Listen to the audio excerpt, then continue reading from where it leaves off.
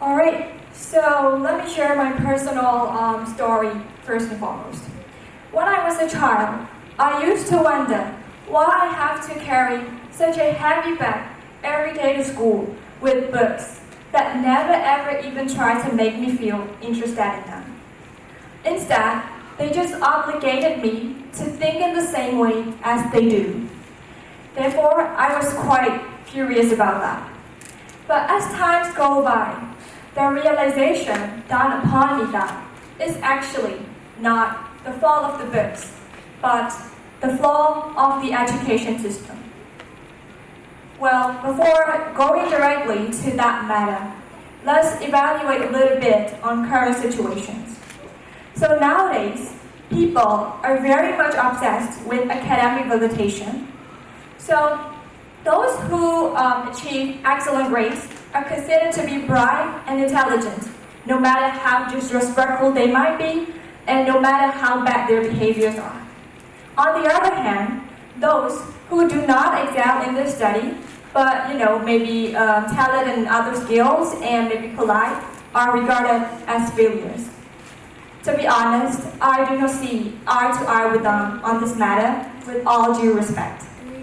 The reason is that in my country, the real learning, which is the act of learning and memorizing things by repetition without comprehension, is being utilized. Meaning, the only skill students need to get outstanding grades is recollection or memorization. In other words, in my country, unfortunately, the situation is that the better we can memorize, the more likely we are to become top students.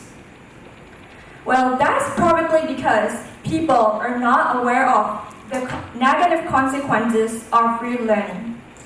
In my opinion, real learning is the eradicator of students' creativity, since it sets boundaries for students' imagination, forces them to follow instructions, and expects them to reach the same conclusion as others. But when we think deeply about that, what's the point of doing those kind of things, right? We should even encourage young people to think out of the box so that our world be full of cultivated people and become a more modernized, sophisticated, and pleasant place to live in. Even if the decaying effects of real learning are not seen vividly in primary, secondary, and high school education, they will inevitably become visible once we are in university or career field.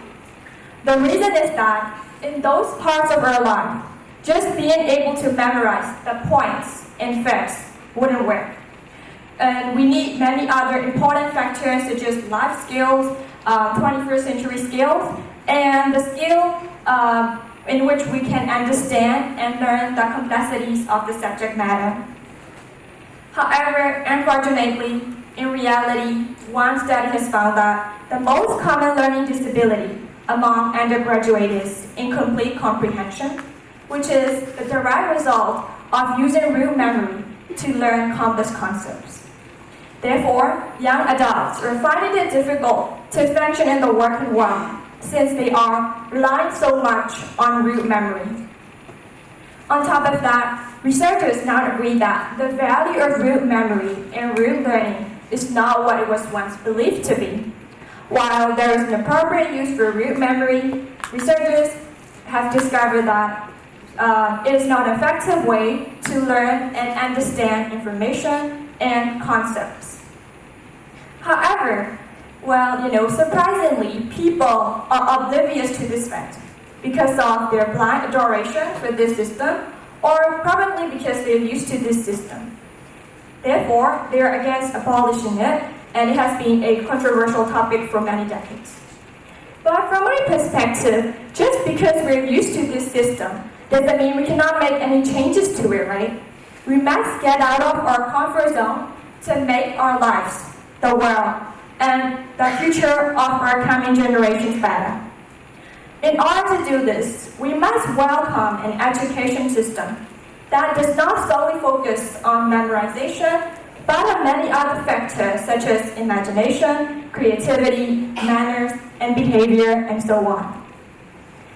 On top of that, students should have the right and freedom to express their perspective and opinion without any boundaries like I'm doing right now.